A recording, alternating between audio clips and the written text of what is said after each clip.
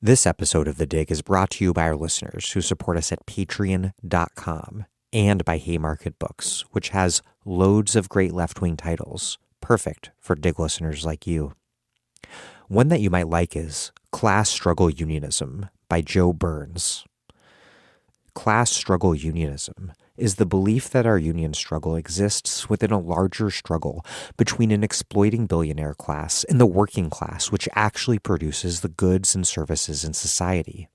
Drawing on years of labor organizing and study of labor tradition, Joe Burns outlines the key set of ideas common to class struggle unionism and shows how these ideas can create a more militant, democratic, and fighting labor movement. As Sarah Nelson puts it, there is nothing more essential for the resurgence of the labor movement than cutting through the racial, social, gender, and political divisions driven by the corporate class to deny working class power and keep workers in competition with each other. Class struggle unionism not only defines the urgency of our common struggle, it's a textbook on how to organize around our common demands, right where we work, in order to build a movement strong enough to realize an inclusive economy and thriving democracy. That's Sarah Nelson. Find Class Struggle Unionism at haymarketbooks.org, where readers in the US and UK receive free shipping on orders over $25 and £20, respectively. Class Struggle Unionism by Joe Burns. Out now from Haymarket Books.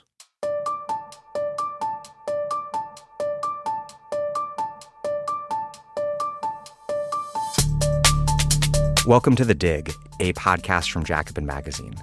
My name is Daniel Denver, and this episode is a recording from this week's live show in New York. This is the first live Dig show in a long time, and I can't think of anything more important to discuss than this resurgent labor militancy sweeping the country.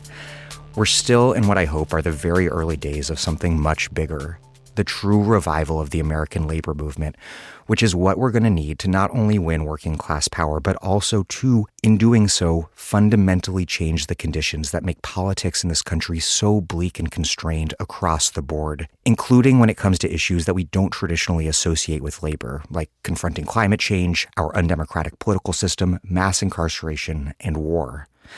The only way forward is to dramatically grow organized working class power. Period.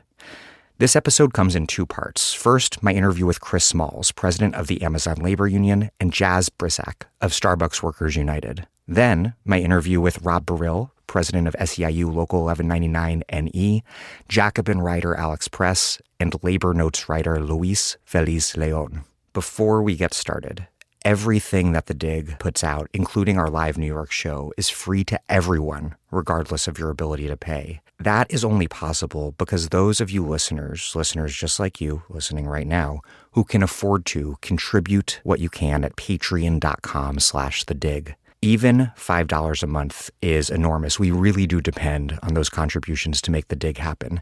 Our weekly newsletter is available free on thedigradio.com, but in exchange for any contribution of any size, even $1 a month, we will send that to your email inbox every week. We also have a big selection of books, as well as Dig tote bags and Dig mugs. We will send those to you in the mail for a contribution of at least $10 a month. That's patreon.com/thedig.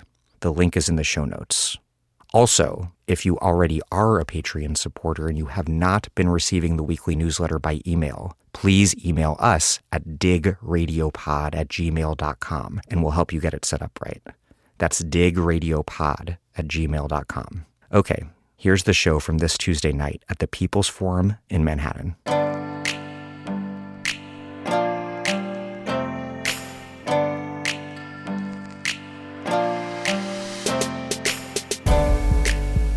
Okay, let's get things started. Please welcome Chris Smalls and Jaz Brissac.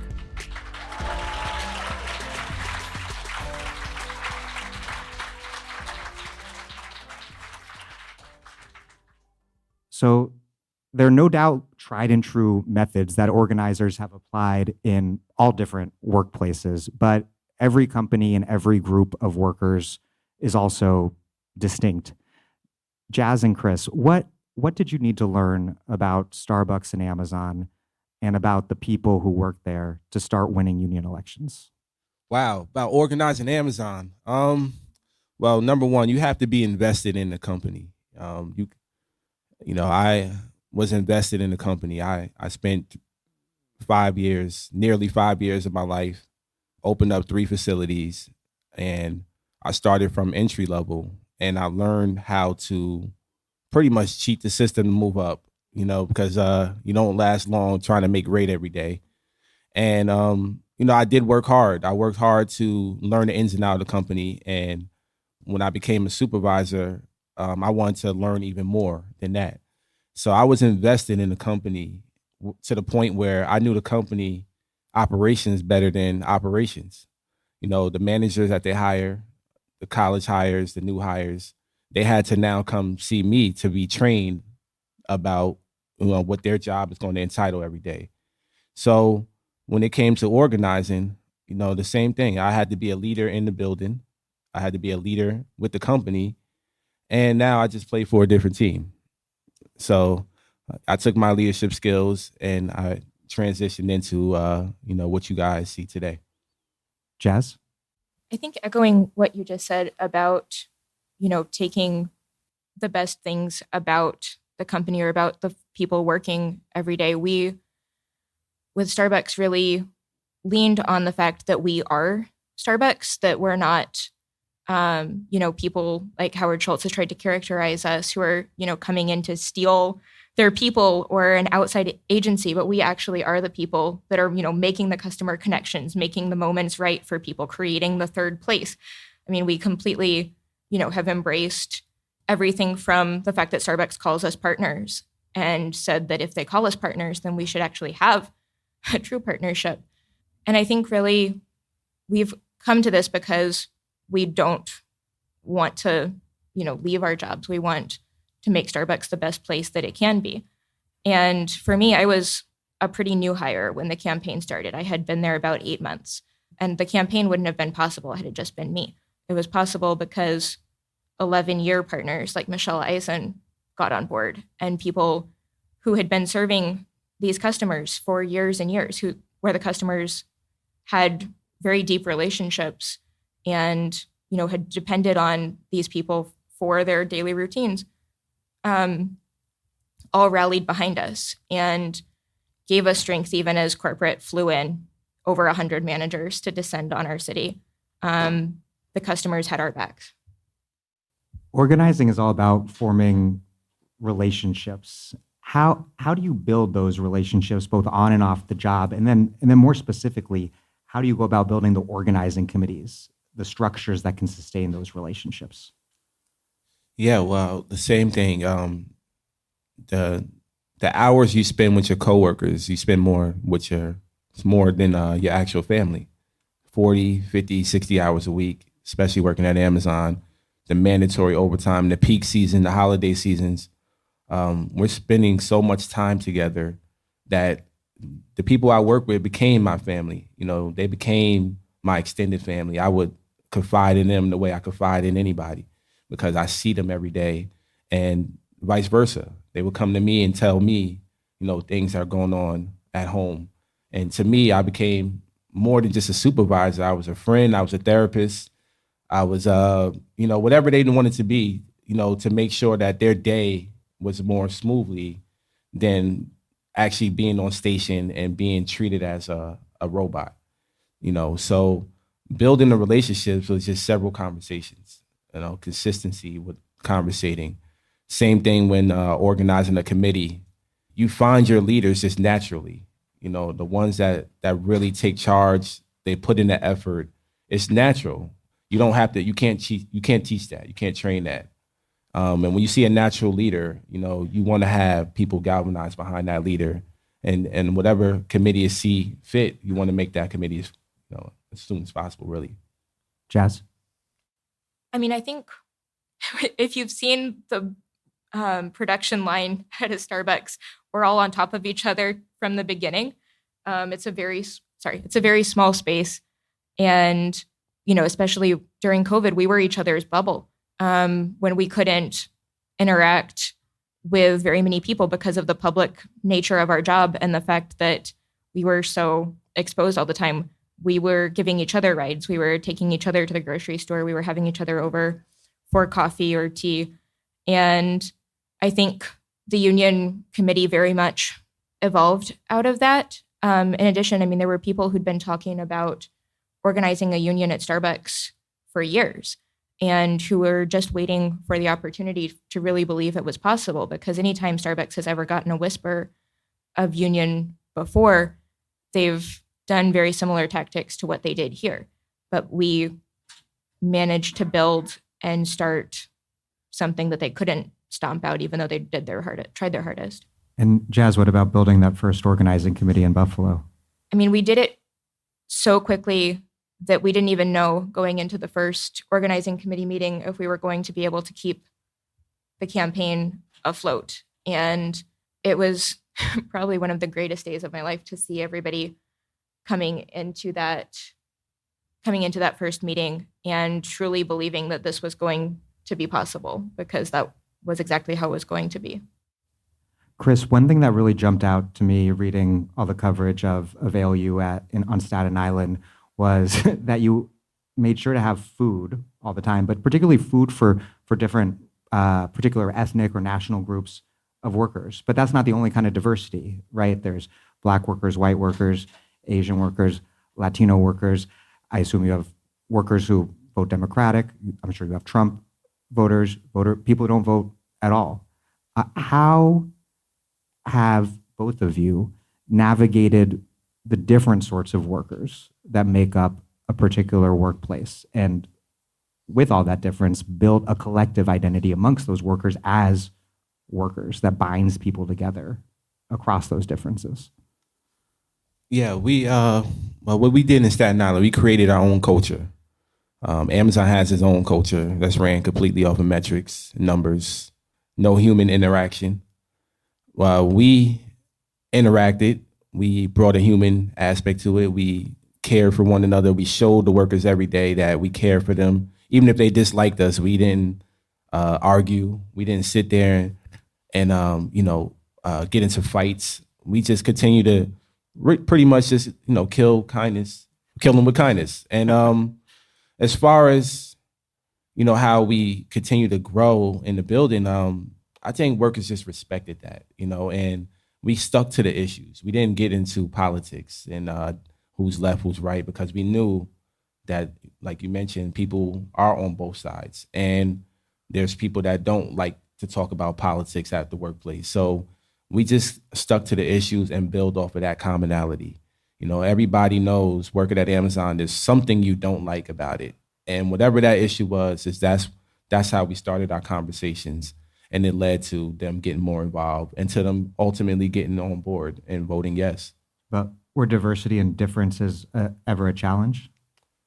We had some, isolated incidences where, a worker may express what type of political view they have, and somebody else over here, or they see the conversation and they, get a little worried about what direction we're going.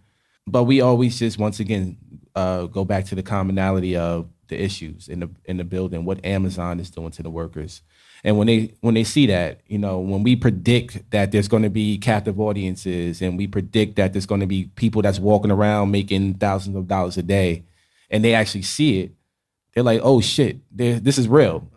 When they see a tent go up in the parking lot, after me being in a tent across the street in the bus stop, they start to see it into reality, like this is real. And that just helped change the culture into what we wanted it to be. They did try to use differences against you when they early on launched that racist attack against you. Right, yeah, I'm a thug, thug life. And it's always going to be that way. I'm going to be a thug for workers every day. And that's just what it is. Jazz.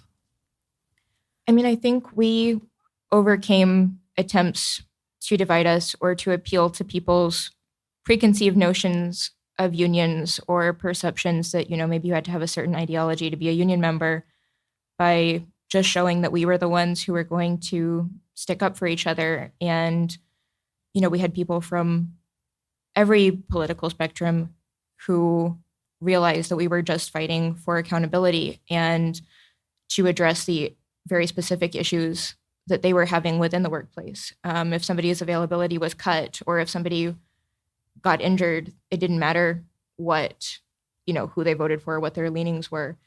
We were all going to have their back. And Starbucks is a very, very majority white workplace in many places. It's notable, of course, that most of the people they've fired for union activity have been workers of color, the Memphis 7, Layla Delton.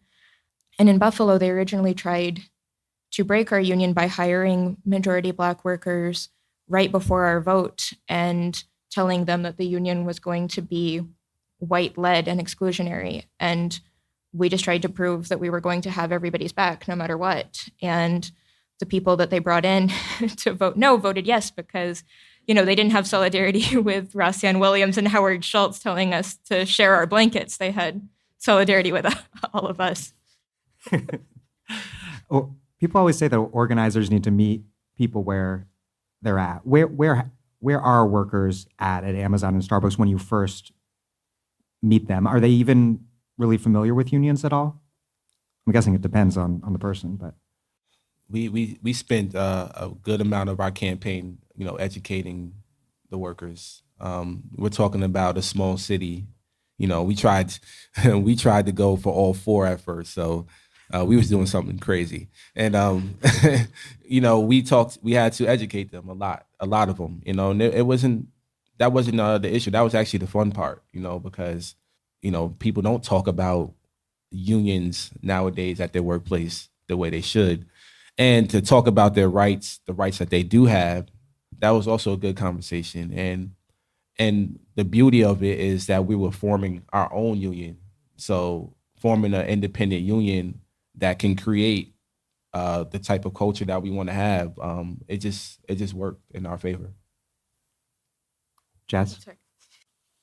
There's been a huge variance where some people have come in, trying to organize for years, and other people have a much less of an experience with it, or almost a sense of, is unionizing even possible in this industry? So I think it was easier in some ways that we were starting in Buffalo because a lot of people had at least some background knowledge, but the campaign hasn't been weaker in places that don't have that union background, because now we won multiple stores in Florida today where people presumably would have, less of a culture of unionization. Although as a Southerner, I would push back against the idea that any region would be less pro-union. But I think most people want to fight to make their workplace the best place that it can be. And that's, what we've kept coming back to as what a union really is.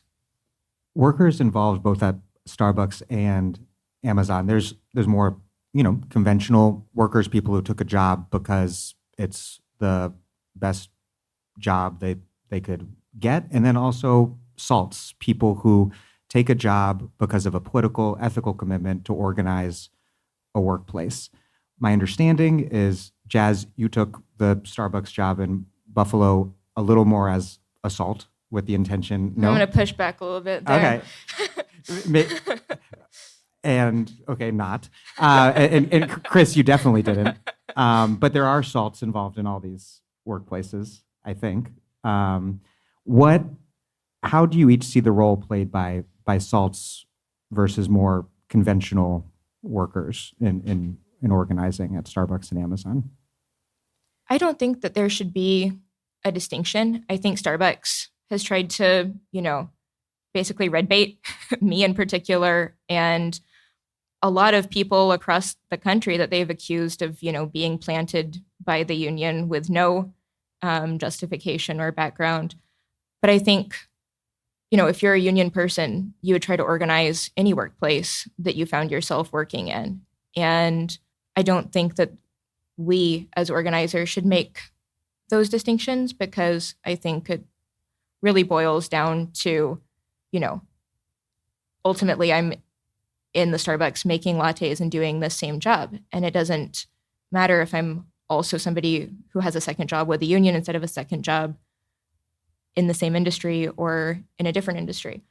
I think that that ends up being kind of a false distinction. Well, I can say with our campaign, we didn't have salts from other unions, but we have salts. And our salts, definitely their task was to support, and still is to support the workers. And there's no difference, but as far as the salt, it's just the difference I would say is it's just the investment. You know, it's over time, when I mean several years that they would have to put in. You know, it's not just months or a peak season. You got to really get invested. You know, at least 2 years. If you can survive 2 years at Amazon, you can survive anywhere. And you know, once again, you know, changing your lifestyle to become and adapt into a fully blown Amazon worker, where Amazon takes over your entire life. That's really salting.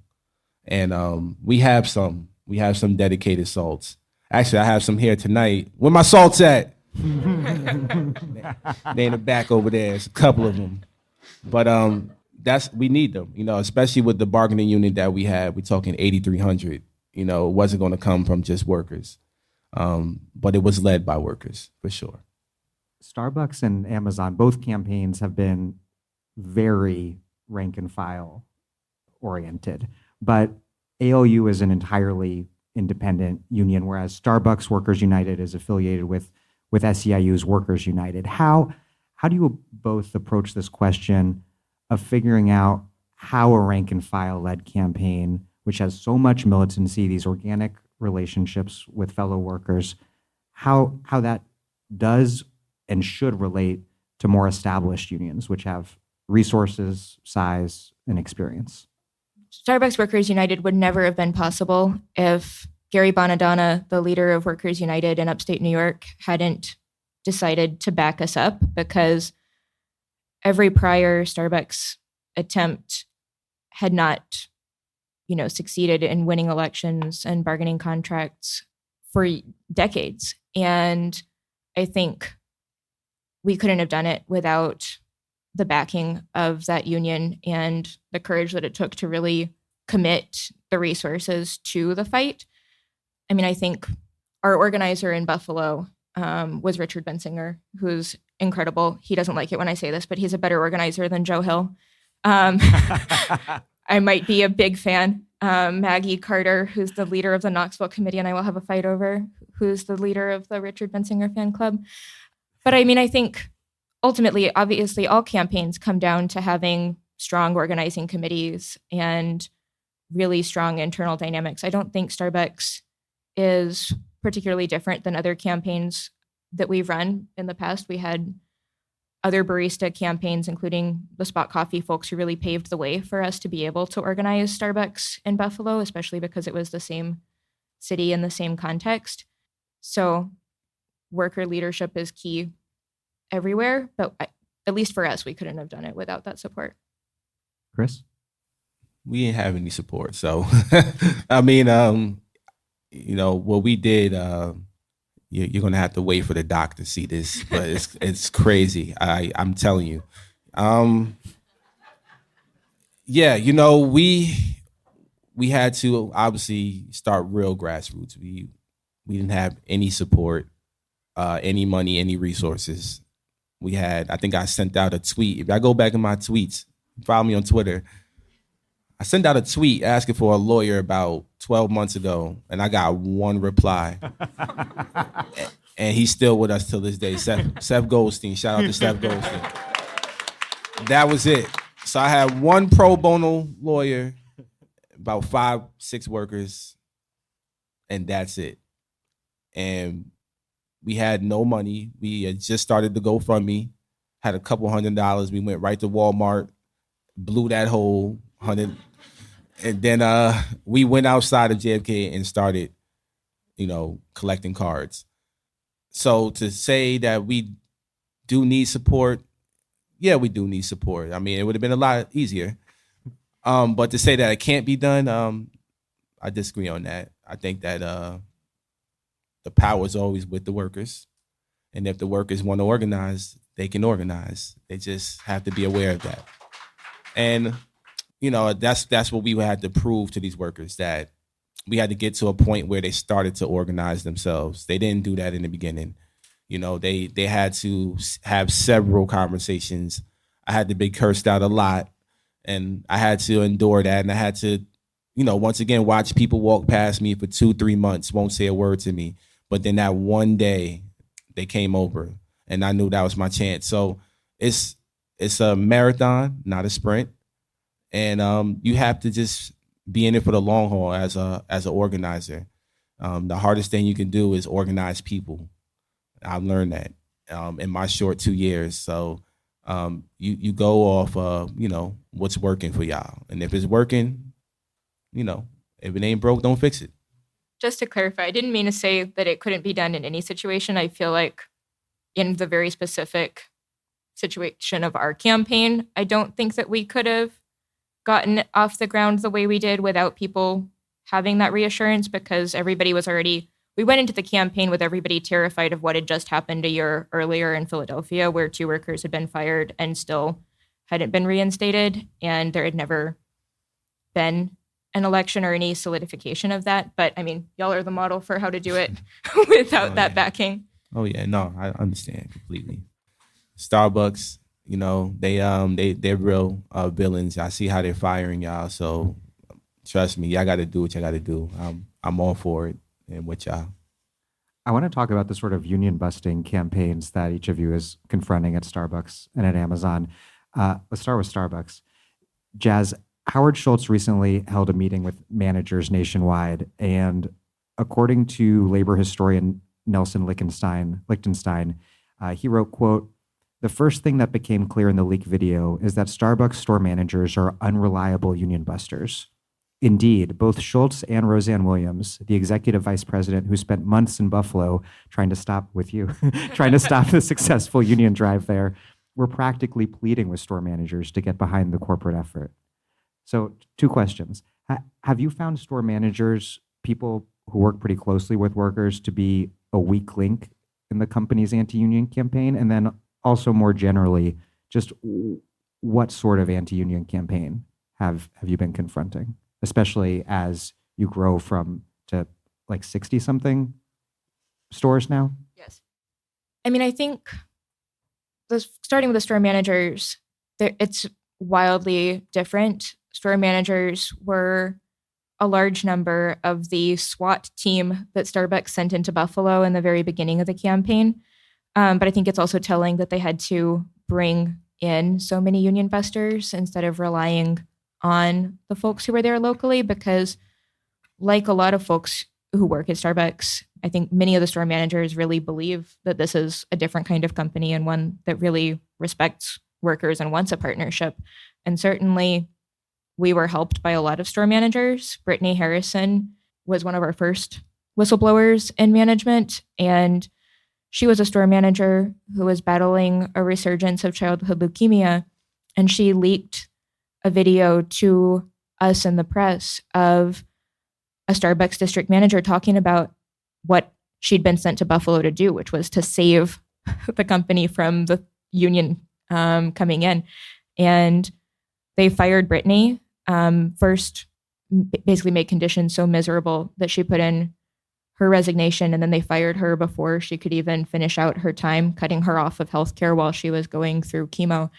And I think there's a lot of people like that in the company. Obviously, Starbucks is trying to weed out anyone who would be sympathetic or, help us. But I think it really speaks to the kind of company that we're fighting, because it would have been such a great marketing strategy for them to just embrace the union and say, yes, we actually do believe all of the things that we say we believe. But instead, they've gone through every mental gymnastic possible on all of their calls, even now saying, they're retaliating against any store that even thinks about unionizing or unionizes in the future by denying us the benefits that we've literally been asking for at the bargaining table. I think they've evolved a little bit as we've gotten bigger, because they haven't sent a SWAT team into every subsequent city, but they've also escalated a lot of tactics, including the firings. So it's not over yet, but hopefully as a labor board keeps condemning what they've done more and more, hopefully we start to see the tide turn and them sign the fair election principles and really come to their senses. Chris, Amazon last year spent, I think, $4.3 million on union busters. What sort of union busting operation did that buy Jeff Bezos? A loss. Serious. He lost on April 1st. And they're disputing that. The allegations, they have 25 objections. So, BS. And, once again, we're going to continue to organize no matter what. I want to give y'all 2 examples. We won our first election. We all watched it. We lost the second one. And, the second one, we had some new organizers to not just the company, but also to organizing, that we had just a few weeks to really flip coworkers and convince. Meanwhile, this is a smaller bargaining unit. Amazon had management coming from all over. Same thing they're doing at Starbucks, intimidating the workers. It's easier for them to isolate workers. Every time I pulled up to even greet one of the organizers, they had the assistant general manager come out with LP, threaten to call the police. And because I'm on papers from being arrested, I have to leave right away because I can't get in trouble again, at least for the next several months. So these type of tactics, also on top of the millions of dollars, and then just demonizing the workers. They rolled up every single one of our organizers. Everybody's on the write-up. They just fired 2 of our organizers over this past weekend. They fired 8 of their managers, not 6. I just found out today it was 8. And actually, one of them gave me a call today. So, this is also like a storefront manager. We have managers that definitely support it because they knew that there's a system that is definitely not working for the workers. Well, to follow up on that, how has Amazon adopted its anti-union strategy since you all won at JFK 8? And what are you learning about their evolving union busting methods? Well, I just think it's the same old tactics. It was just not enough time for us. We took on a huge task. We campaigned for over a year, and we got to a point where we were really stressed out. And to win the election and come off that high horse and then get right back into campaign mode the following week, and only have 3 weeks to really win another election was just a lot. So we learned the lesson. And the good thing about it is we know that there's 400 plus workers in that building that support the union. So we still have a union in there. And, now we just have to combine forces and reassess and get back to the basics. That's what we like to do anyway. What's the question again about? Oh, yeah. Like how their anti-union approach has changed since you beat them. Yeah. And how you're having to change you all are having to change your own approach in response to that. Yeah. The biggest thing they did was they tried to scare workers with our Constitution. So they went that far. They printed out like copies of the Constitution and started going through it line by line. So of course, workers that looking at a 30-page document is going to be like, all right, what is this? That was one thing they didn't do in JFK that they did differently. Other than that, it was just the normal stuff. Lies, union busting. I don't know if y'all saw the TikTok Tammy came from that building. Things like that, throwing away literature, breaking the breaking the law because they know the ULPs take forever. They just do it consistently. We filed over 45 of them. This is why we have to continue organizing, because the pressure that we're applying is going to force the NLRB to be more, progressive into, what's going on with these companies. So that also extended to my visit at the White House as well. I wasn't there just to shake hands. I'm telling you that now. They ain't play my audio for a reason. Jazz, I think you referenced this earlier, but Starbucks has announced plans for raises and improved benefits for stores that have not voted to unionize. And so workers at stores that have voted, according to this announcement, will not get those improved wages and benefits. How is this crude but potentially powerful tactic playing out on the ground amongst workers, and how are you all planning to respond? I mean, I think like everything, I mean, it's been pretty devastating in a couple of elections where they've, come in, announced this right before the vote count and had district managers and other managers doing one-on-ones with everyone. They've stopped doing the big captive audience meetings because they figured out that we knew how to respond to the meetings. They were not happy when they brought all of Elmwood together into one and we all confronted the union busters together. So now it's all very isolated, target the vulnerable people, don't even talk to your committee. And it's been terrifying to a lot of people because they're not even saying, if you have voted to unionize, they're saying if you vote to unionize in this upcoming election, then you're going to make yourself ineligible for these benefits, which we're obviously, saying is not in accordance with labor law, but that's their current tactic. And I think more and more people are realizing, oh, wait a second, these are proposals that the union had already asked for at the bargaining table in Buffalo. And Starbucks wouldn't have given these to us if we weren't organizing and if we weren't demanding these things, because we've been asking for credit card tipping since we were first having those conversations to put together our organizing committee. We were like, why doesn't Starbucks offer this?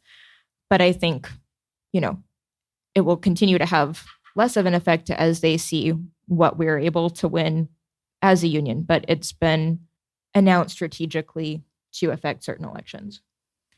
Yeah, and also perhaps first contract negotiations. And I presume that Starbucks is going to do what any company facing a new organizing campaign and a successful union election tries to do, which is to ensure that you never win first contracts. What do you think their strategy is, and how do you plan on countering it? I mean, I think right now they think, that they can talk to us in bargaining like we're in a captive audience meeting and keep making the same threats. They've even said when we were talking about, why we should not be treated differently just because we unionized, that, oh, you should have to take the negatives with the positives. It sounds like you just want positives. And we were like, yes, that's kind of what the point of having a union is we want positives. I'm failing to see the problem here. But I think, we keep organizing more stores, we keep building more power, and we need everybody's help in putting pressure on Howard Schultz and his friends. These are not people who, exist outside of public scrutiny. His friends are Melody Hobson, who's making her fortune on union pension funds and is best friends with the Obamas. Howard Schultz was going to be Hillary Clinton's Secretary of Labor. Somebody has to know how to pick up the phone and tell Howard Schultz to stop what he's doing. So that's bad even for a neoliberal Democrat. They usually, Democrats at least usually give labor secretary to like someone with union associations. Yes. I mean, it's almost unthinkable to imagine what that would have looked like. Maybe we'd have had a lot more blankets. But I think, we just need to put a lot more pressure on Starbucks to really wake up, stop what they're doing, stop running the company into the ground to try to stop the union and actually sign a contract that, everybody would benefit from. Chris, same question to you, basically. Like, you guys winning a first contract is, from, I think, Bezos's perspective and Amazon's perspective, an existential threat to them. Do you think it'll be even harder than winning the election? And how do you plan to win it? If you've been following me from the beginning, I love being underestimated. So we going to get a damn contract. We going to get one. I don't know how. I don't know when. But it's going to happen because, the time is now for us. We know that. And the clock is ticking. And we know that. And I know I ain't do all of this for nothing. So I promise you, I don't know how, but I do know this. We do got support of two important unions and a lot more. One is the U.S. Postal Service, and the other one is the Teamsters. So combined, I got about 2 or 3 million in my back pocket, and that can shut shit down if I need to. So once again, we're going to organize, and I already mentioned this, several media outlets, that we already been contacted by over 100 buildings, every building in the country, probably. The list is growing every day. And if we launch what I want to launch, is a national conference to set everybody up. They can't avoid us. It'll be under the ALU umbrella, and they'll have to come to the table. I want to talk about how to scale this up. What sort of scale is necessary to not just win, but win kind of durable wins at both Starbucks and Amazon? Chris, how do you see organizing Amazon warehouses nationwide taking shape? And do you foresee working together closely with particularly the Teamsters in terms of getting warehouses well beyond New York organized? I want to work with the workers. I mean, the union's job is to support us. We learned another lesson in our second election. You guys seen it. We brought Bernie, we brought AOC, we brought every union in New York State and beyond came out to our rally for the first time. They came to Staten Island. And guess what? We lost 2-1. It doesn't matter. So I want to work with the workers. And the workers that email us and DM us, and the ones that I'm talking to, those are the ones that is going to help us win. The ones that have that fire to organize. And those are what I got to do. I got to connect with them.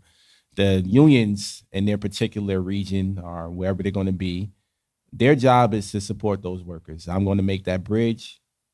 They got to help them. And, my job will be to also support as needed. I'm not going to be able to fly to every state, but I'll go to as many buildings as need be, because I want to make sure that these campaigns is ran the way that they're supposed to be, and that is worker-led.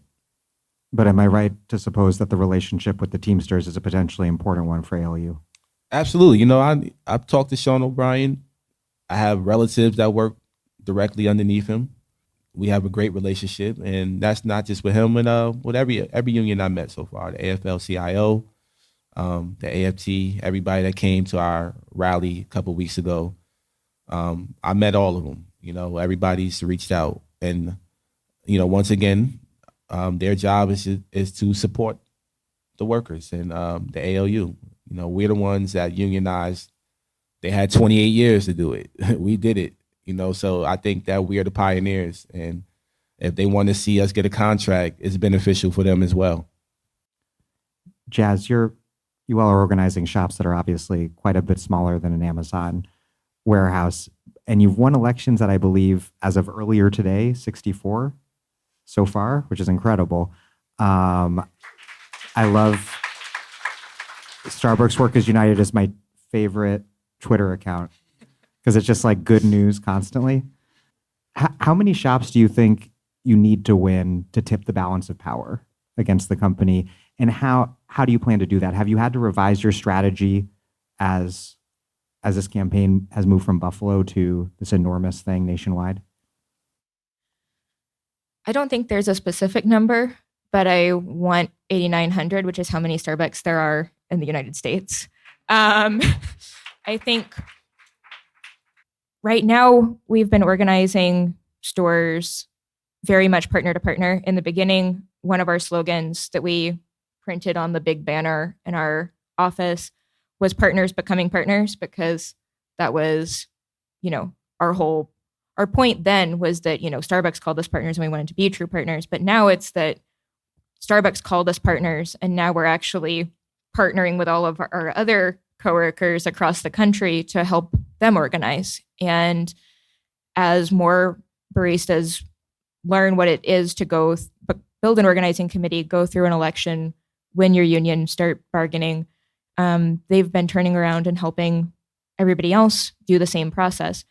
And I think that's made it what it is. I mean, when you have people with the kind of experience and care and skill that these people are bringing to the campaign, not every store is going to,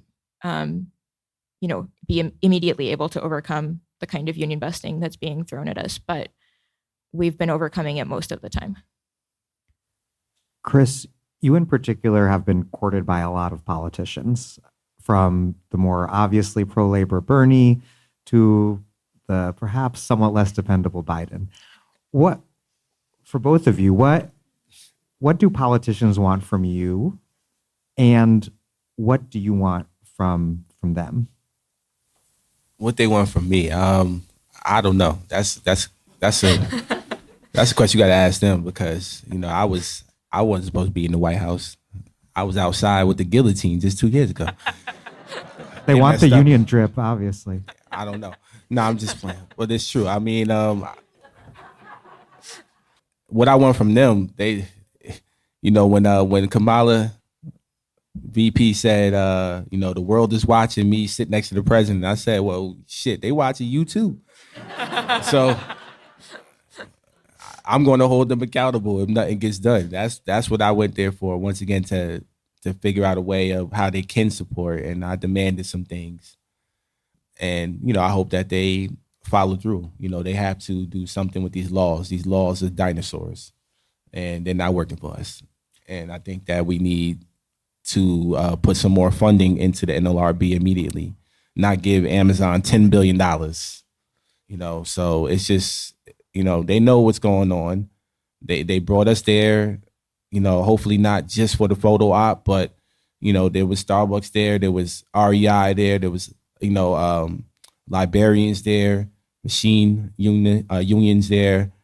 They need to listen to us. If we were brought there to talk and tell our stories, then, they need to follow through, because now the world knows who we're going to hold accountable.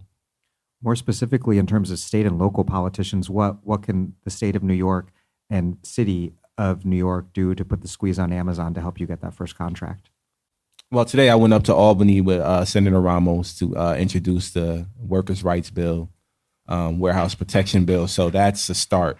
If that bill get passed, it's sort of like the California bill, where Amazon won't be able to write workers up for productivity the way they do. There'll be more transparency with the algorithm. It also will provide workers a chance to create a committee, a safety committee, where that's where the union can absolutely assist with that and have workers represent themselves whenever they get hurt or there's something that needs to be reported.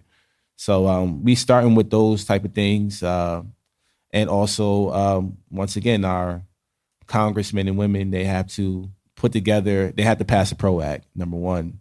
That's what they have to do. They have to pass a PRO Act. And if they don't pass a PRO Act, then I need to talk to one of Biden's policy advisors to tell them that where's that executive order pen. I didn't see that break, any time during the Trump, campaign. So we need you to use that EO and sign something that can help us out. Jazz? We've had a few very helpful folks. India Walton in Buffalo came to our first press conference and was great, especially as the mayor, Byron Brown, was telling us that we should effectively take a pay cut by saying that, we deserve $15 an hour, which is less than all of us actually made. I think what they want is, I never thought that it would be cool to be a labor nerd, but I think unions are now cool. Correct me if this is wrong, but Definitely. I think what we need is, in addition to all of the things you already said, the labor board needs there's things that they can be doing underfunded or not, like changing the rules back on how long it takes to have elections, because Starbucks is able to drag every store that petitions into a hearing to determine whether or not they can vote as a single store unit, despite 60 years of labor board precedent. Under even the Obama administration labor board rules, that was not the case. You had a I believe, 28-day election period. If we had that, we would have won many, many more stores by now. And, they need to stop appointing people like the current regional director overseeing a lot of our stores, who's married to a corporate management lawyer who was appointed by Biden labor board folks. So I think we need, to pull Howard Schultz into a congressional hearing and hold him accountable for all of the union busting that he's ordered. And start focusing on, really making sure these people aren't living above the law. Starbucks hasn't even turned in their LM forms about where their expenditures have been going on their union busting because they think that they're so untouchable. Well, as long as you don't protest outside his home, because that's just a bridge Someone too think far. of the driveway. Send me to Addy. Well, thank you both so very much. Please give it up for Chris Smalls and Jazz Brissac. Thank you. Thank you.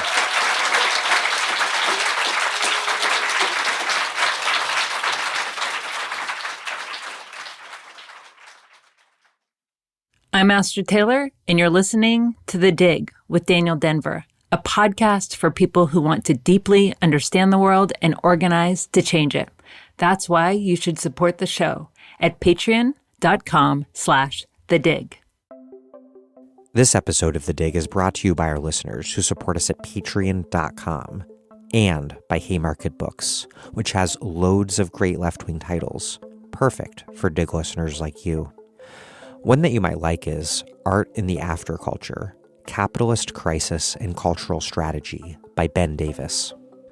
Art critic Ben Davis makes sense of our extreme present as an emerging afterculture, a culture whose forms and functions are being radically reshaped by cataclysmic events. In the face of catastrophe, he holds out hope that reckoning with the new realities of art, technology, activism, and the media can help us weather the superstorms of the future. As Astrid Taylor puts it, these erudite and entertaining essays take the reader on a mind-bending tour through our fragmented, confounding, and commodified cultural landscape, providing welcome historical and political context to many of the high-profile controversies and existential challenges that define our age. Ever attuned to questions of power and profit, Davis never yields to cynicism or forecloses the possibility of creativity's role in our collective liberation. This kaleidoscopic collection will help you see and comprehend the world anew. Art in the Afterculture, Capitalist Crisis and Cultural Strategy by Ben Davis, out now from Haymarket Books. Find Art in the Afterculture at haymarketbooks.org, where readers in the US and UK receive free shipping on orders over $25 or £20, respectively. Now, please welcome to the stage Rob Burrill, president of 1199NE, Jacobin writer Alex Press, and labor notes writer Luis Feliz Leon.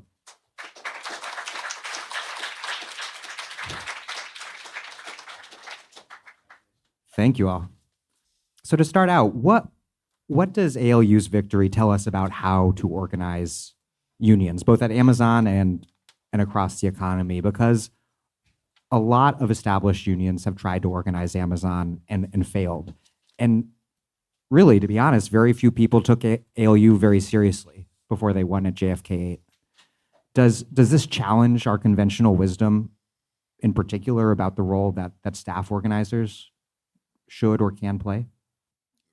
Anyway, I guess I'll start with the union president. Well, look, Rob. I think that I wouldn't start there, to be quite honest. I would start with the last 15 years, which has been, an absolute train wreck for working class people, white, black, and brown. And I think that there's a certain element of chickens, coming home to roost.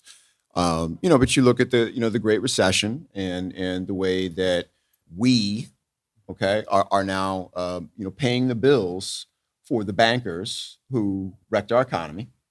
You look at Black Lives Matter, which in my view, more than anything else, really returns, I think, the dignity of working class Black folks in particular to the work that those of us who believe in racial and economic justice do.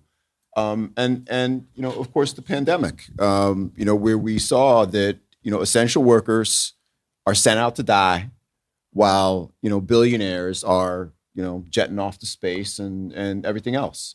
So I think it's been, kind of clear that, it's like organize or die.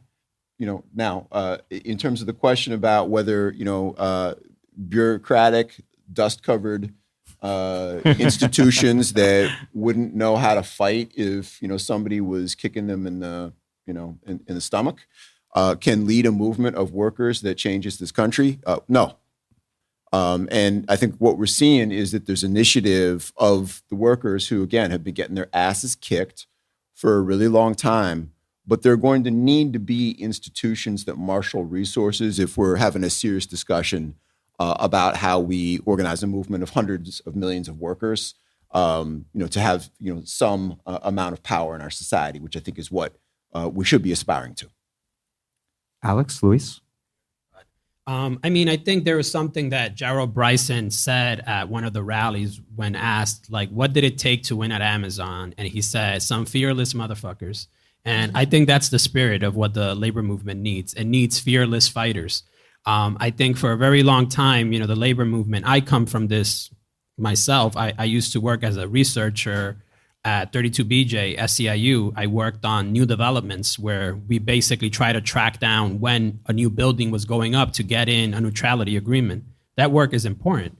It created good jobs for New Yorkers. But at the same time, there's something that people miss out when you have those campaigns, because you're depending on, folks that are committed to the labor movement right out of college. But what you're missing out on is the ingenuity and the creativity of rank and file workers. So at Labor Notes, we like to say that democracy is power. And what we mean by that is not just that there's power in numbers, but that there's powers in bringing a lot of brains together with that creativity and ingenuity that makes the labor movement strong. I think it's to the credit of ALU that they were able to, I've been speaking to the organizers for some time right now. When they started the Congress of Essential Workers and they started going to protest at all these mansions, they started picking up new people. Brett Daniels, who is here, Casio Mendoza, who's not here. Like, some of these folks were inspired and galvanized by what Chris, Jordan Flowers, Gerald Bryson, and Derek Palmer had started. And they brought in that creativity and created a strong worker-led movement. So if I remember your question, what does it tell us about organizing? It tells us what Labor Notes has been saying, to be really cheesy, which is that we need rank and file led movements. Alex? Yeah, so Amazon was seen as this sort of untouchable fortress, this anti-union to its core, even though there have been efforts, even from the first bookstore, the first warehouse that Amazon had on the West Coast decades ago, those efforts never went very far. And there have been efforts elsewhere. Recently, the Teamsters have been trying to organize some Amazon warehouses in Canada, and they haven't won. They have been failing because they haven't gotten this core organizing committee built up of workers who are diehard committed to this project. And without that, you can't. It doesn't matter what your resources are, right? You can't win. And the flip side is, as Chris said earlier, first of all, he always said to me and to everyone who asked, "I'm going to win." And I think it's egg on everyone's face that people really didn't believe that. And I think the lesson that shows is that if you have a core set of people willing to try things that any more sort of sober, long-standing, experienced veterans of the labor movement would say is impossible, if you have those people and they're willing to try and they might lose, they might just win. And it sounds really cheesy as a statement, but with Amazon, people were not willing to try and lose. People were very afraid of being demoralized with a loss. People were afraid when Bessemer started organizing that loss would reverberate for years, that no one would ever try again. But certainly, like Luis, I've spoken to members of ALU who said they saw that loss and they thought, well, shit, if someone can try it in Alabama, why not try it in New York, right? And so there were people who were brought into JFK 8 who decided to take jobs there because they saw what Chris and Derek were doing. And they thought, if people are going to try, I might as well contribute to it. So I think, it's really not a binary here. I think it's good that a lot of established unions now have come hat in hand to the ALU and said, what resources can we provide? And that's the sort of relationships and sort of and cooperation that's going to take for this to spread. ALU is absolutely spearheading efforts to spread this to other warehouses. But again, it's going to need those resources from whether it's the Teamsters or whoever else. And so I think really this has been a productively humbling experience for a lot of staff organizers. And so I hope going forward that sort of means that these relationships can actually be productive rather than butting heads or a sense of scarcity or turf war. Why have companies like Amazon and Starbucks been considered so hard to organize in the past? Is it because of particular ways that they run their companies and manage their workforce, or is it because it's just really hard in recent decades to organize any private sector company that doesn't already have a union? You can answer in any order. I mean, I'll just say very briefly that Amazon has a few fundamentals here. One is the high turnover rate, right? JFK 8 was very lucky in that, the New York Times' story was focused on the numbers they got from JFK 8, which showed a 150% turnover in that warehouse, which means that every few months, it's just a whole new set of workers in there on average, right? I mean, Chris said, if you can last 2 years at Amazon, you can do anything. And that's completely correct. And it's not just physically backbreaking labor or mentally draining, right? You're constantly sort of in this isolation. You're dealing with repetitive tasks, but it's also the algorithms itself. Amazon now, thank goodness people know this, that people are just constantly fired through mistakes in the algorithms. They can't reach a person. HR doesn't communicate with other HR. You just end up out of a job, right? And so there is a core bit to Amazon's model of churn and isolation that makes it very hard to build a foundation, right? The type which, committed salts can help do, to Chris's point earlier. And so there are those fundamentals. And then, I mean, to your point, like a company like Amazon that is growing so quickly that has no unions present. It's the Walmart of today, right? I hope more people are talking about Walmart again now that there's a foot in the door at Amazon. But Walmart similarly was this fortress, right? And unions did make attempts to organize, and they didn't get very far. And I think there's a reasonable sort of thinking to like unions are under attack, decades of offensive attacks by corporations and their sort of counterparts in Congress and elected officials that mean you got to conserve your resources, right? So taking on a Walmart or taking on an Amazon is just unthinkable when there are other warehouses, there are smaller companies, there are unions that need more energy, right? So it becomes a sort of, this is a sensible choice to not try to pick this fight right now. But at the end of the day, Amazon keeps growing, keeps undermining the entire sector. It undermines people's working conditions in sectors that seem completely unrelated to warehouse work. And so, I think the Teamsters have at least come around to this view for sure that, you're only digging the hole deeper for yourself by not taking this fight on. Rob, Luis?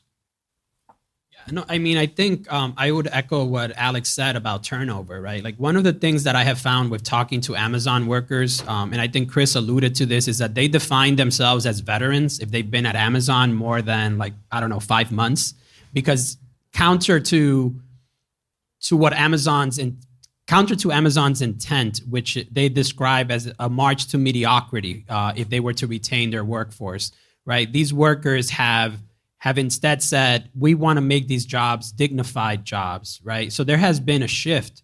When I went down to Alabama for the first election and I talked to young workers in particular, they would speak about the unionization campaign on Amazon's terms. They would say, these are temporary jobs. I'll be here maybe for a few months before I go back to school. I'm going to enroll in the military. I'm going to get another job. So what you saw at JFK8 in particular is that you saw a combination of salts. You saw a combination of veterans, people that knew the warehouse in and out. And that was key in terms of organizing Amazon. So I know that, last year there was a lot of media attention around like Striketober. I don't know if we quite got to a place of saying that was like an upsurge. It was an uptick, let's say. But there is something in the air. There's a shift. I don't know if it's a structure of feeling, what Raymond Carver would describe as to justify how there was a Bob Dylan in America, there was a Chico Buarque in Brazil. Like there was something, right? So there's Amazon, there's Starbucks, something is in the air, right? We don't know quite what it is. So I don't want to over-explain or overstate things. I just don't know what moment we're in. But there's definitely a shift where workers are demanding more. Chris wanted to be in management. and now he's on the other side. We're seeing a lot of other workers do the same. Rob? Yeah, I don't know, the cafe industry or logistics industry. I do know healthcare, where we're seeing, frankly, similar phenomena in terms of, just a very rapid concentration and centralization of capital as some of these corporations just get bigger and bigger. And so figuring out, a way that you find a node where you can get an entry point and expand becomes, very, very difficult. And that is exactly what I think makes the work that Chris and others did, heroic, courageous, and more than that, inspirational, and hopefully the spark that lights the fire. Because, typically, like, major change in this country does not happen through following like legal procedures, right? The labor movement as we know it in the 20th century was built through, general strikes in Minneapolis and San Francisco and Ohio, and then sit-down strikes, et cetera, just like the civil rights movement. The Congress was an obstacle, right? But ultimately, people, oftentimes do get to a point where it's like, enough, okay? And so I think we'll have to see whether we're at that enough moment. But again, I do think that the last 15 years have been like a series of these little moments that seem to be generating some traction. So let's cross our fingers. A follow-up on that. What about healthcare coming off, still in the years of pandemic? Is there a well of pent-up anger and militancy that we're going to see burst out in healthcare? Yeah, I personally have not seen that in terms of unorganized workers. I don't think that that's because it's not there. I think it's because that workforce is in trauma that is difficult for many of us to contemplate, okay?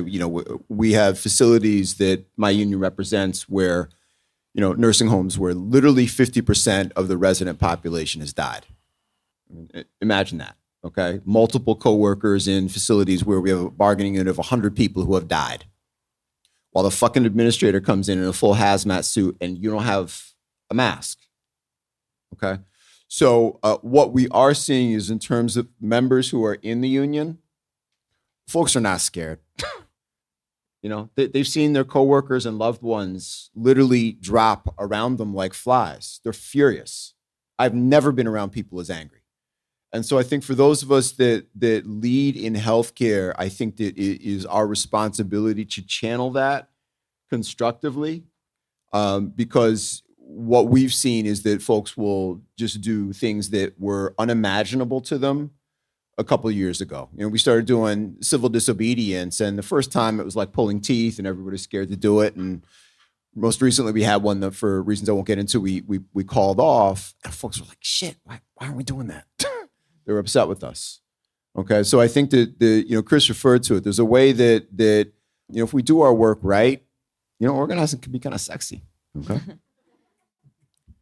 Alex and Luis, do you see similar conditions amongst teachers, another group of workers who've been through absolute hell and who also, have staged some of the most important pre-pandemic kind of moments of labor militancy, from the Chicago teacher strike in 2012 to Red for Ed in 2018. The pandemic kind of put that on pause because teachers were in total crisis mode. But is there a well of militancy amongst teachers ready to burst back forth?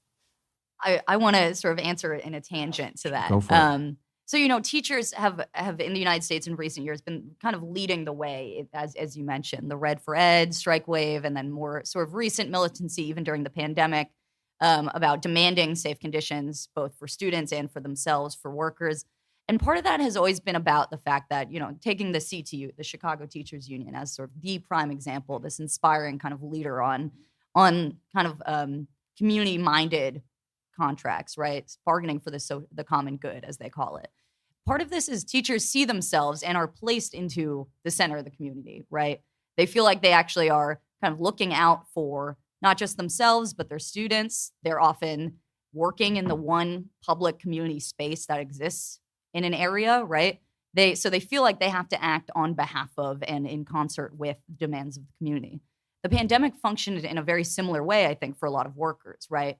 certainly Amazon workers, all kinds of workers, whether healthcare workers or a variety of, food manufacturing workers, John Deere workers. A lot of these workers were conscripted into this narrative that, you're essential, and your continued willingness to work at this job with these incredible health risks for you, you're sacrificing on behalf of the community and everybody in the United States.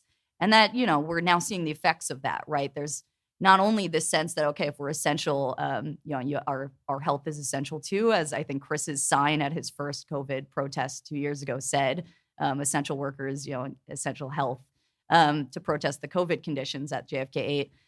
But there's also this sense that there was this sort of collective experience that happened, right? That you and your coworkers went through something and you were forced to think of each other and in relation to one another, right? Am I going to get my coworkers sick or not? And the bosses and the state did not intend for this to have the effect of building ties in the way that now we've seen, where workers stay and fight on behalf of one another. But that's what happened. And so I think that is really important as far as what we're seeing now. We talked about, Luis mentioned Striketober, and people have talked about the Great Resignation. And I think Chris probably is the one who said something like, now people are staying and fighting rather than quitting. And that willingness to stay and fight for yourself and on behalf of your coworkers, I think the pandemic is a big part of that story, right? And I think we could go into other sort of antecedents, whether the Sanders campaign or Occupy. But as far as like this, what's changing and whether this is a moment that builds or it's just an uptick that then recedes like so many others in recent years in the labor movement, I think the pandemic is really the sort of skeleton key for unlocking like what exactly is going on, what are the stakes. Also, of course, I didn't even mention, another structural condition, tighter labor markets. You get like, the state gives you the $1,600 check, more unemployment benefits. You have people who know they can find other jobs, right? And so there's less to lose. There's more confidence on behalf of the class. And so I think those are all kind of key to like set in a sort of historicize the moment rather than just not to minimize the subjective courage that people like ALU and Jazz and Starbucks workers also have to be willing to take. But that's the context. I think that's really important. The legendary communist CIO organizer William Z. Foster's famous pamphlet, Organizing Methods in the Steel Industry, appears to be making the rounds a lot recently. What do you think young labor radicals can learn and are learning from the 1930s labor insurgency? I want to know why people are reading Foster. Outside of the ALU party for the first election, I asked Alex, we kind of came to some corner and I was like, were you reading Foster? And Alex shared that she was reading Foster in Pittsburgh last year.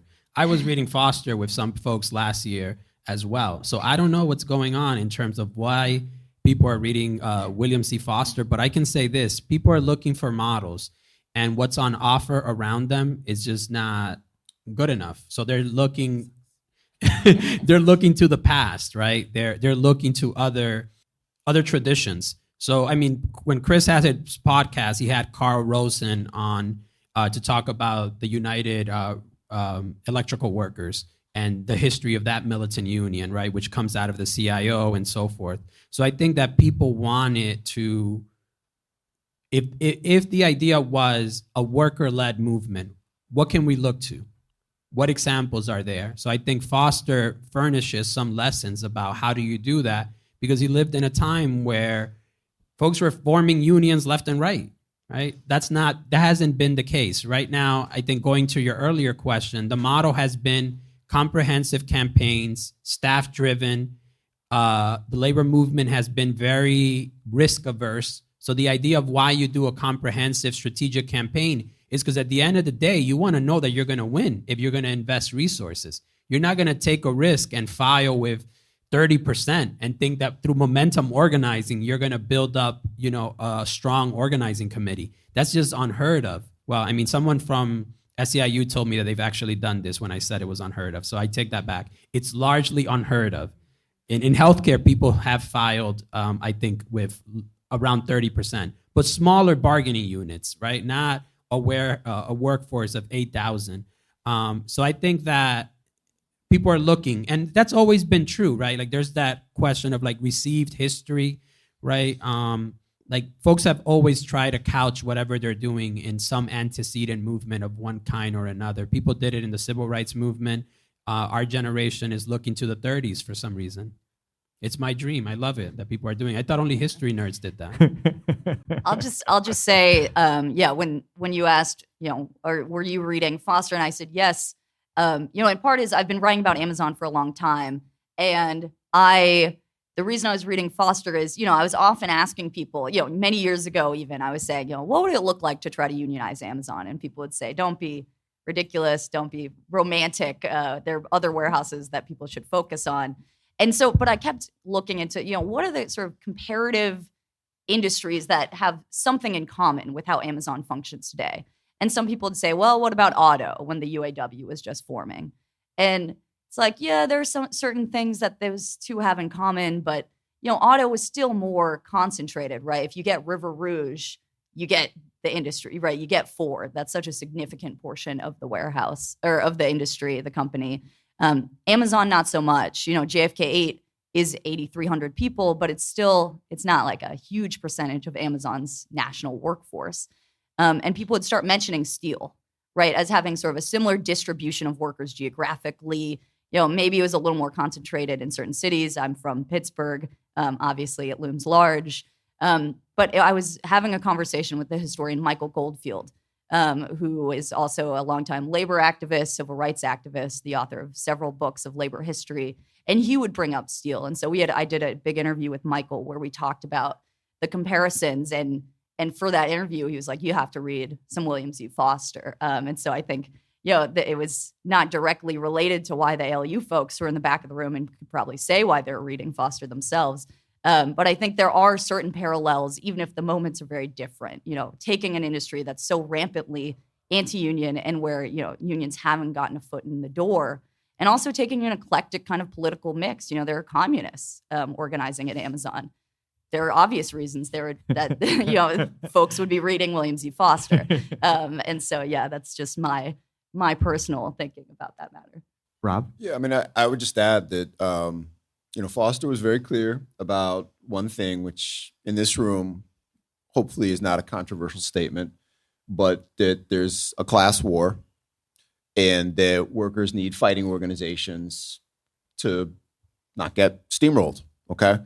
And how do I say this politely? In many sectors of the labor movement, that might actually be a controversial assertion. Okay, there are many people in important positions in the labor movement who think our role is to be like, the fucking AARP. That wasn't funny, because they really believe that, and I really mean that. And so Foster was clear that, we got to do something different. Okay, and he had a plan. Okay, and the plan involved a bunch of things, which was, a lot of things that Alex just referred to, but building rank and file committees to build sectoral power in all of the key component sectors of the U.S. economy towards the purpose not of like worker voice or making a livable, for industrial democracy, right? There was an idea there that workers actually had the ability to run a society. And we've come like a really, really long way away from that. I think that it is time for us to be aspirational instead of, worrying about, can we get a nickel raise? Okay. And I've settled lots of contracts where we fought really hard to get a nickel. That was the best that we could do. I'm being a little bit hyperbolic, but not that much. But I think this is a different time. And it is time to speak to what people need, because I think should be crystal clear at this point in time that, going and expecting change to come from who you vote for in November, like we got to do that. But change does not come through, Congress or the White House. Change will come if we raise enough hell, and it's time to do that. Yes, indeed. How to scale this up at both Amazon and Starbucks, as I discussed with Jazz and Chris, seems like a very critical question. How do you see that happening? Will this require unorthodox rank and file operations like what we've seen at ALU and establishment unions, channeling my Bernie, established unions working together in new kinds of ways that we at least haven't seen in in recent years. I'm particularly thinking again of the Teamsters, which are under a new leadership that is pledging a militant and organizing forward approach. How do you all see these more rank and file led operations and the established unions that exist working together to bring this to scale? I mean, I think we need an upsurge. I mean, I think it's easier to say that obviously than it is to realize one. I mean, there's an instructive piece that Mark Meinster from UE wrote in Labor Notes where he talks about in response to like the comprehensive campaigns, like looking to other models of where, like, how do we grow and revitalize the labor movement? And even if, you know, we were to staff up every department, and the AFL-CIO tried this before, right, in terms of going in and organizing, and it didn't produce the results, right, that they had initially intended. Even the goals they set were just not met. So the idea is that you need to get as many people as possible into motion. You need to create new institutions like ALU, but you also need tenant unions. You need you need a very vibrant civic life that has been missing from this country for a very long time. So what I think we've seen with the ALU, with Starbucks, is an example of momentum organizing. So you can say that it carried through from the uprising of 2020. You could say it began with Bernie. You could say it began with Occupy Wall Street. You can put a start point to it, but the idea is that those moments are short-lived, though. So you need that, and then you need some other things to happen at the same time. So that's where the Teamsters coming in and the UPS contract fight, it's going to be key. When the Teamsters fought UPS in 1997, they inspired, you know, the labor movement in terms of like their slogan that part-time America doesn't work. We need to have those kinds of victories that energize and galvanize people. So that I think that's something that it's already in the works based on what you just said and what, you know, Sean O'Brien and that reform slate has committed to. But there's no real secret sauce here. I think the sauce is throwing spaghetti at the wall. Let's see what sticks. That's a great metaphor. So if this is a moment of momentum organizing, and these momentum moments do tend to be powerful yet perhaps not permanent, where does the structure-based organizing fit into it? Yeah, well, again, I mean, I think that if we are doing our work well as unions, you know, we're in a constant process of stirring stuff up. You know, some of the things that you just talked about, you know, coordinating contract expirations so that you can do, you know, industry or sector-wide strikes. You know, so you're engaging the maximum number of people at a focused compression point, so that there is some ability to leverage things out of employers and elected officials that wouldn't otherwise, you know, be on the map. So we got to lead with our members. I think is a really good place to start. But again, you know, you think about Amazon, something like 1 million workers across the country at God knows how many warehouses.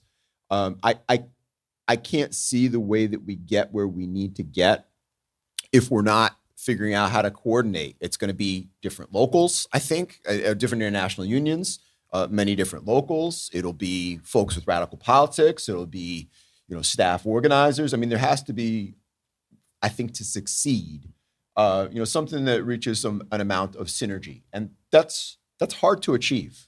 It is very difficult to achieve, but it is not impossible. I think you're right that, like, the stuff is not rocket science. It's just really hard. It's really hard.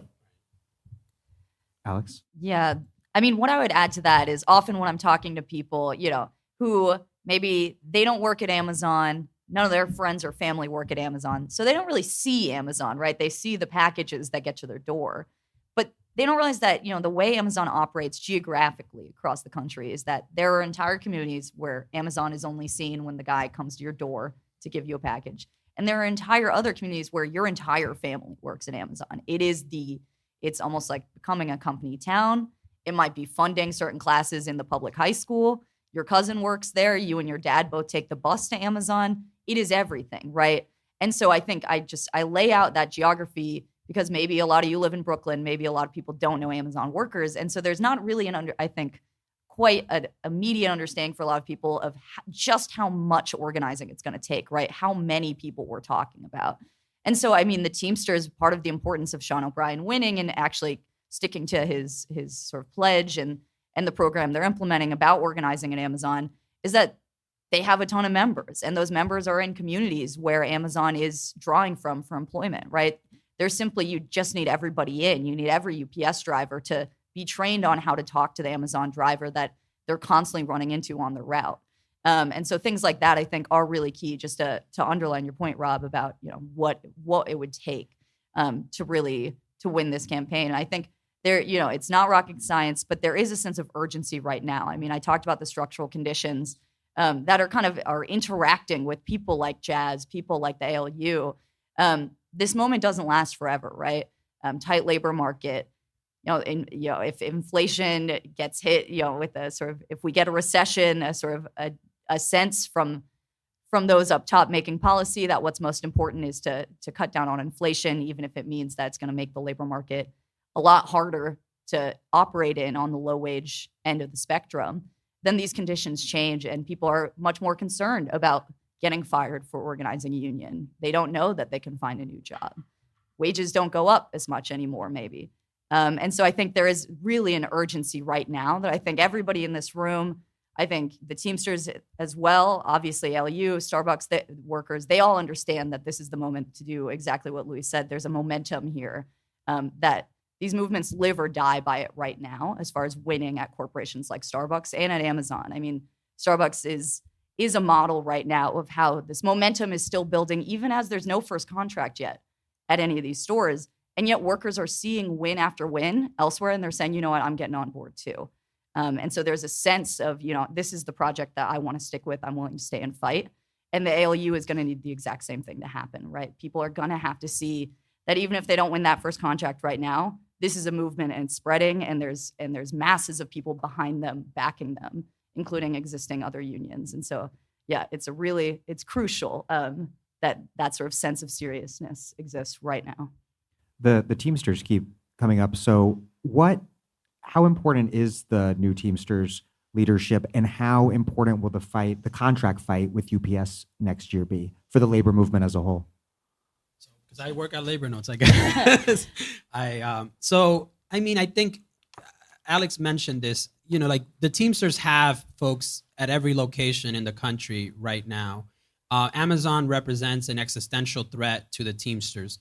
If you are a Teamster and you are trying to unionize a workplace and you don't get a solid contract, how are you going to be able to persuade someone to say, like, I'm going to sign this union card because the Teamsters have, really strong contracts? So let me take a step back. Over the past decades, beginning probably in the 1970s, the value of a union card has eroded. Every contract before 1970, you got higher and higher wages. And then that stopped. There was a collaboration between companies and unions to say, in order for us to not lose jobs for jobs to be offshored somewhere else in search of cheaper labor, we're going to give these give backs, right? What we have seen, we saw that with the John Deere strike, is like the beginning of a shift in that direction in terms of what Rob was talking about, unions as fighting institutions. Class struggle unionism, if you will.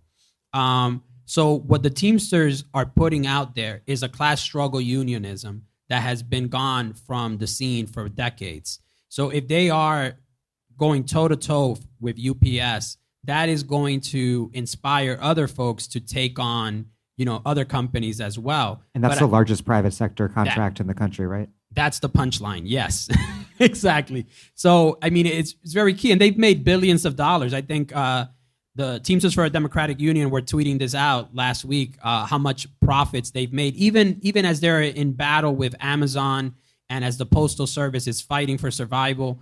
UPS is making record profits, and the Teamsters are not seeing that. So I think one of the things that Amazon did, for instance, the union busters in Alabama, is that they would pull out an RWDSU contract and show it at the union busting meetings and say, I mean, they obviously distorted things and didn't show what the wages were, but they would say, look at Petco Foods. Look how much folks are earning there. They're earning $13 an hour. You're earning 15. So I do think that the labor movement needs to take seriously that question of like the bread and butter issues. Because before we talk about industrial democracy, where Rob mentioned, where we're meeting workers at is, how is this going to show up on my paycheck, right? Which is why ALU was, really smart about how they put out that figure. We're going to demand $30, right? And then that was a conversation starter. So I think that the Teamsters are also raising expectations by taking on UPS. That's why it's so important for the labor movement. Rob? Yeah, I mean, look, full respect to the importance of the UPS contract, but I would just say that it's not always just the bread and butter issues, and I think I'm bending the stick with what you said. We organize workers at a hospital affiliated with Yale. I was a kid at the time, 40 years ago, but one of the leaders of that chapter, who was he was a red, working class Italian guy, said, it was the first time he remembered the contract fondly where they got health insurance and got dental coverage for the first time at a hospital.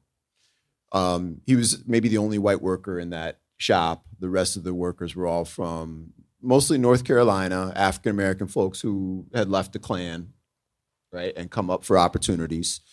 And, I remember a conversation between this guy, Ray, and one of the longtime African-American leaders. And she just said, we weren't scared of anything. We were fearless. And Ray started talking about the time where they won dental insurance. And, a woman who had, grown up in the Deep South and had lost all her teeth because she had never had health insurance in her life, came up and said, "These are my union teeth." So I just think there is so much that, people aspire to in terms of having some level of dignity in their working lives and in their life around work, because most people hate to think about work, but they do like to think about, do I get to spend some time with my kids, or do I have to pick up 4 overtime shifts this week so I can make rent? Okay, but the paycheck thing isn't the excitement. The excitement is I'd like to spend some time with my teenage kids who I haven't seen in 10 days.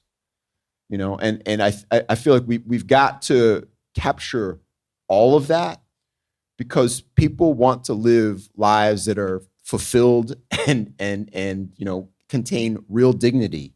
And we've just taken a long step away from that as a movement, because for a lot of reasons. One of them, which is we don't have any power. Another one is that we just lack imagination sometimes. Alex? Yeah, I mean, I want to follow that, though it's totally now removed from the UPS contract. But I just, one thing that I think was hard not to notice about the pandemic was a lot of the key fights, especially unions where workers went on strike, a lot of it was about hours. Not only it's not necessarily wanting more hours. A lot of people wanted less hours. They were being forced into mandatory overtime, as Amazon workers are, especially during peak season, but, especially in the food manufacturing sector. You had workers at Kellogg's, Nabisco, all kinds of companies working 80-hour weeks. People said they'd worked 80 days straight, not a day off, right? And this comes from the pandemic conditions where employers don't want to lay out the money for new workers to sufficiently staff their existing workplaces. And so they force the existing workers into overtime. And those complaints persist, right? I mean, Amazon workers have all kinds of complaints about the hours. Certainly food service workers, I'm sure Starbucks workers included, have complaints about a lack of control over scheduling, right? So, New York City has passed a law where it's meant to penalize companies that force workers into clopening, working the closing shift and then the opening the next day, for giving them schedules, last minute. A lot of employers are not really following those. But these are sort of issues that I would consider pretty bread and butter, really. I mean, control over your day, control over, can I schedule a doctor's appointment, or do I have no idea when I'm working? Can I get childcare, or, am I going to have to scramble last minute? But I think it's important to note that that's what built the U.S. labor movement in the first place, right? The fight for an 8-hour day. A lot of people don't have 8-hour days anymore. They don't have weekends. And so I think sort of an expansion of, yes, what you said, Rob, like a sense of what dignity looks like and what a livable life and a livable job look like. You know, these things have really been politicized again by the conditions of the pandemic, where people felt that the stakes were much higher and they were questioning, am I going to keep this job that is risking not only my health, but that of my family and my time with my children? A lot of people didn't. They quit and left. And I think it's a live question. And again, you know, this communalization, this thing we all went through with the past couple of years, it provides an opening, I think, to think a little bit broader about what we're willing to fight and strike over. I want to close by asking something that I also asked Jazz and Chris. We see all over the place a growing number of militant socialists taking jobs as salts. And obviously this has a long history in American socialism and communism and in the labor movement, and I'm sure in other countries as well, but I'm more familiar with the American case. What role do you all see salts and militant socialists, whether they're salts or not, playing in turning things around for the labor movement? I mean, I think you need self-conscious socialist militants in any movement. You know, sometimes those folks can take greater risks. I think they play a critical role in terms of Karl Marx mentioned somewhere like the muck of the ages, that we're all like covered in muck, right? So in terms of thinking creatively and expanding our horizons of what is possible, I think that as facilitators, salts can play that role of bringing that, but it has to be worker led, though. So it's like salts to the background, workers to the forefront, and that ultimately means is that you need really talented organizers, because what a good organizer does is, I mean, sometimes people used to say this. I don't necessarily believe it, but I think it's useful. It's that a good organizer organizes themselves out of a job, kind of thing. I think a good organizer is someone that facilitates the leadership of someone else, or a good organizer creates more leaders as opposed to concentrating power in their own hands. And I think salts can play that role. You know, we are embedded in a capitalist society where individualism triumphs over all. And I think having those difficult conversations, that kind of political education within a union is very important. And that's where the question of democracy in our unions comes in. Like where do we have those debates about what kind of society we are building? What kind of movement are we? I think that unions can be a place for that. But it has to begin by meeting workers where they're at. Yeah, I'll just say that, you know, I think often when we talk about salts, we're thinking about like a union that exists has now sent you in, like Unite Here sent you to work at a hotel and organize that hotel. I think really the most interesting conversation and thing we're seeing right now is something, I mean, Jazz sort of said this earlier, that, you know, for example, Democratic Socialists of America, as well as the youth wing, YDSA, you know, there's an intentional training of, you know, we're taking rank and file jobs in industries we think are important, whether, you know, it's nursing, healthcare, UPS work, Starbucks, Amazon. You know, this is an intentional kind of entry into the workforce or switch of careers because you're a socialist militant worker, right? You're not a socialist and then there are workers. You're a 22-year-old who just finished college and has a lot of debt, and you're saying, what job do I want to take? Well, I want to build a fighting labor movement, so I'm going to become a UPS driver. And so I think that is really key. Those programs, you know, it's not a ton of people that are doing it, but, you know, that is, I think, something that lays the groundwork for something in the future. And I think, you know, you're seeing it at especially, say, Starbucks, but all kinds of companies where when you dig into who was sort of the key leading person in a store or a workplace who was arguing, you know, had the sort of ideological grounding and said, no, we deserve better, and they weren't affected by the boss's arguments. Often they were a diehard Sanders supporter, or they were involved in, the George Floyd uprisings and had a sense of their own power and dignity.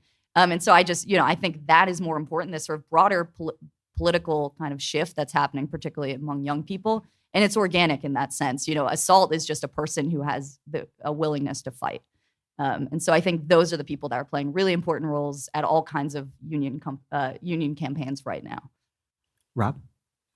Yeah, look, I think that we've got some a ways to go before we are trending in the direction of being a movement that becomes more than the sum of its parts. I don't think we have that. I think we have fragments of a movement. If we hit the place where we're a movement, I think it's going to take lots of different people from lots of different backgrounds. I think what we need is people who are committed fighters, who understand that power on the job can change people's lives. We need folks who are willing to root themselves in workplaces, in communities, in their relationship to their coworkers, and that can take some time. And I also don't think that there's a choice, okay? Because we are heading to a place that is just getting uglier and uglier for workers. And again, we're seeing that there are folks who are ready to do some heroic things to change that. So now is the time for experimentation, I would say. And by the way, one of the great things about the labor movement is, it's a place where, just based on having a workplace where people come and are trying to put food on the table, you've got Republicans and you've got people who are apolitical and you've got socialists, and forcing those folks to come together and figure out how to work it out in the direction of having some power is a place where you see people really change. And that's an amazing process to be a part of. Well, Rob Burrill, Alex Press, and Luis Feliz Leon, thank you very, very much. And thanks to Chris Smalls and Jazz Brizak. And thank you, everyone, so much for coming. You can give a round of applause now, I guess. Sorry.